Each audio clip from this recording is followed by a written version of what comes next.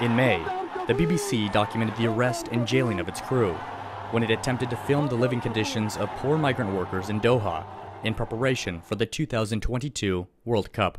Their equipment was confiscated and never returned. An investigation by The Guardian said Nepalese migrants in connection with World Cup stadium construction died at a rate of 1 every 2 days in 2014, a figure which Qatar's labor ministry refutes.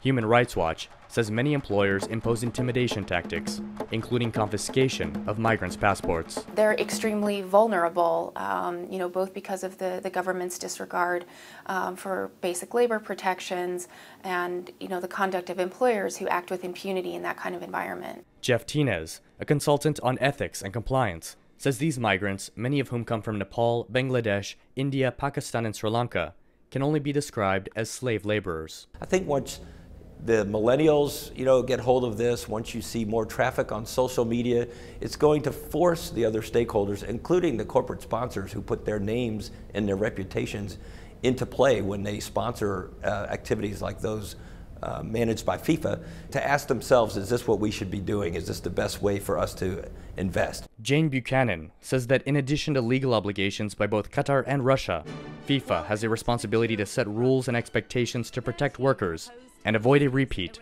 of past mistakes. What we saw with the Sochi Winter Olympics was rampant exploitation of migrant workers, building the infrastructure and venues, real disregard on the part of the Russian government until really the very last minute to inspect and hold employers accountable for those abuses.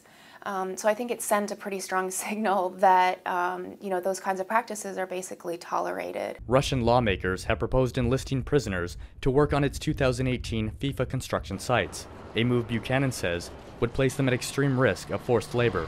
She says the Russian government has already weakened labor protections for workers engaged in World Cup preparations.